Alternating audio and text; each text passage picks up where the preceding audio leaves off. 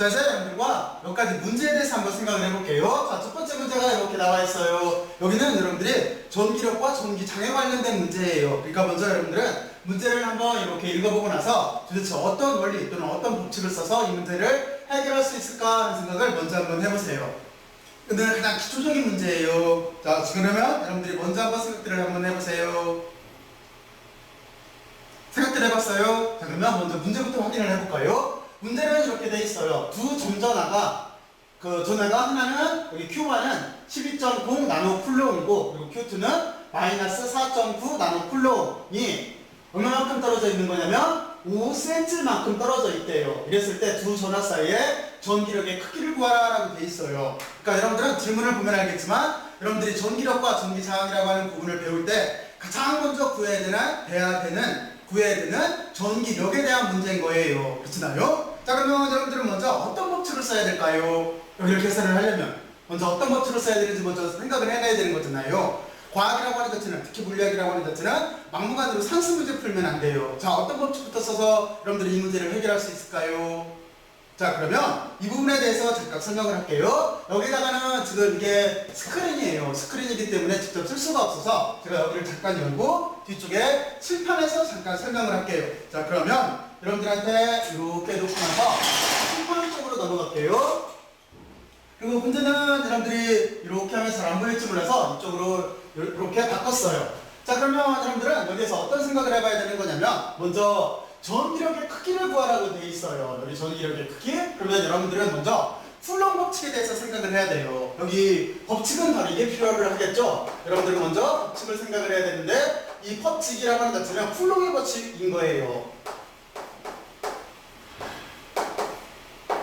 쿨롱의 법칙을 생각을 하면 돼요. 그러면 여러분들은 쿨롱의 법칙이라고 하는 자체는 어떤 생각을 하면 쉬워요? 그렇죠? 만율력 법칙을 생각하면 쉬워요. 그래서 쿨롱의 법칙이라고 하는 자체는 여러분들이 만율력 법칙을 생각을 해서 거기에서 유도를 해나가면 돼요. 그러면 먼저 여러분들은 이쪽에 쿨롱의 법칙을 쓸 테고 이쪽에다가 그냥 참고로 이렇게 뉴턴의 만율력 법칙을 잠깐 써볼까요? 그러면 구조 자체는 이렇게 돼 있어요. 만약에 힘을 중심으로 양쪽으로 이렇게 써볼게요. 그러면 만율력 법칙은 어떤 꼴이에요? 이거는 거리의 제곱에 반비례를 하는 힘이었죠. 그러니까 여기에 틀림없이 거리의 제곱에 반비례하는 텀이 들어갈 거예요. 그러니까 쿨롱의 법칙도 이쪽에 거리의 제곱에 반비례하는 텀이 이렇게 들어가게 돼 있어요. 그리고 또 어떤 텀이 들어가요? 여기는 여러분들이 행성끼리의 문제죠. 행성의 질량을 만약에 M1 그리고 또 M2라고 한다면 여기는 질량에 이렇게 곱에 비례를 하게 돼 있는 거예요. 그리고 이쪽 쿨롱의 법칙일 때는 전하들 사이의 문제니까 전하는 기호 자체를 Q로 쓰잖아요. 그러니까 여기는 똑같이 Q1 그리고 또 하나 Q2라고 했을 때 Q1, Q2에 이렇게 비례하게 돼 있어요.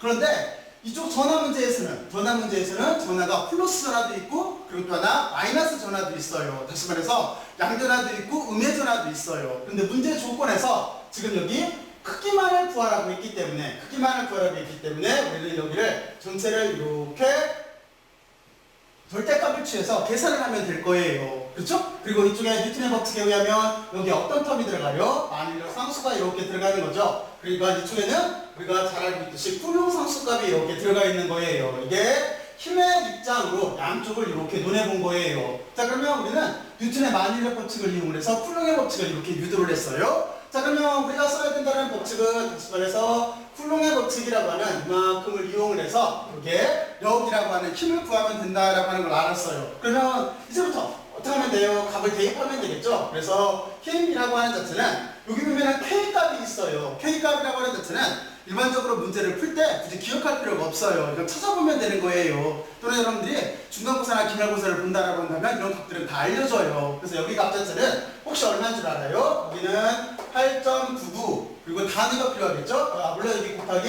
10의 9승이라고 하는 값이 있어요. 그리고 단위는 뉴턴 메타 제곱 퍼 쿨롱 제곱이에요. 그러니까 여기는 뉴턴 그리고 또 하나 미터 제곱 퍼 쿨롱 제곱꼴로 여기에는 K라고 하는 값이 이렇게 주어질 테고 그리고 이쪽에는 Q1, Q2가 이렇게 돼 있어요. 그러면 지금 Q1, Q2는 어떤 값이에요? 여기에는 여기 Q1 그리고 이쪽에 Q2 값이겠죠? 그렇죠? 근데 부호가 지금 여기에 마이너스가 붙어 있어요. 붙어 있는데 우리는 크기만을 계산을 할 거기 때문에 마이너스는 무시하고 계산을 할 거예요. 그러니까 저걸 만약에 기호 처리라면 이렇게 되겠죠? 여기가 이제 분수꼴이 이렇게 있고 Q1이라고 하는 것 자체는 이걸 거예요. 그러니까 여러분들은 여기에다가 12.0 그리고 여기 나누가 있는데 나누라고 하는 자체는 여러분들이 잘 알고 있겠지만 10의 마이너스 9승인 거예요. 그렇잖아요. 나누라고 하는 사이즈 그러니까 10의 마이너스 9승인 거죠. 그러니까 여기에 곱하기 10의 마이너스 9승 그리고 단위는 풀롱이 들어갈 거예요. 나누는 이렇게 바꿨으니까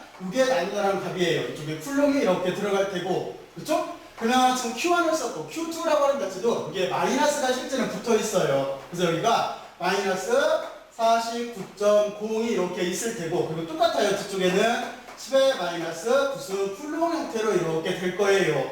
근데 크기를 계산하라고 했기 때문에 우리는 여기 값을 계산해서 전체를 이렇게 절대값을 붙여주면 되겠죠? 그렇죠? 바로 이런 식꼴이 될 거예요. 그리고 거리, 이제 거리에 제곱꼴이 들어가 있는데 거리는 지금 5cm로 줬어요. 여러분들은 여기 cm에다가 신경을 써놔야 돼요. 왜냐면 우리가 어떤 값을 계산을 할 때는 우리는 SI 단위로 말을 해줘야 되는 거예요.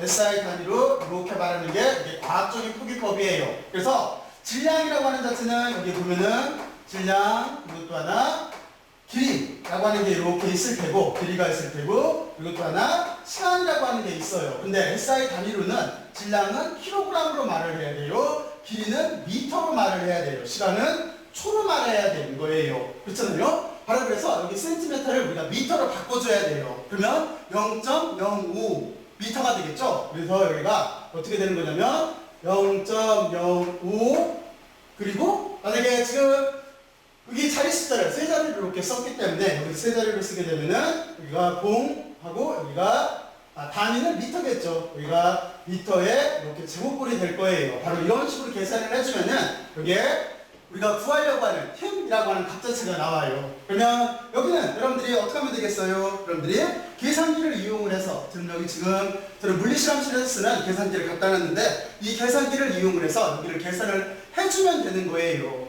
그렇잖아요? 자 그러면 여러분들은 이렇게 계산을 해서 이 값 자체를 계산을 해보게 되면은 우리가 말하는 힘이라고 하는 자체는 이거는 2.11이 나와요. 계산을 하면은 2.11 곱하기 10에 몇 승이 나오는 거냐면 마이너스 3승이 나와요. 그래서 마이너스 3승 그리고 단위는 힘이니까 뭐겠어요? 힘이니까 단위는 SI 단위는 뉴턴이 될 거예요. 바로 이런 식으로 이렇게 계산을 해주면 되는 거예요. 자 그러면 여러분들이 여기 문제를 다시 한번 봐요. 먼저 제일 중요한 거는 여러분들은 문제 조건에 합당한 법칙을 찾는 거예요. 그 법칙을 찾아낸 다음에 다시 말해서 법칙 또는 그 법칙을 이용해서 일반식으로 전개를 시킨 다음에 그 뒤에 상수값을 넣어주고 상수값을 넣어주고 숫자들 있잖아요. 이 값을 넣어주고 우리가 유효숫자 자리를 고려를 해서 그리고 단위까지 고려를 해서 이렇게 물리적인 표기법으로 써주면 되는 거예요. 자 그러면 여기까지 한번 여러분들이 한번 보세요. 저는 여기를 같이 내리고 나서 여러분들한테 이렇게 정리된 값을 보여줄게요. 자 그러면 이렇게 놓고 나서 여기 바로 이런 식으로 계산이 돼요.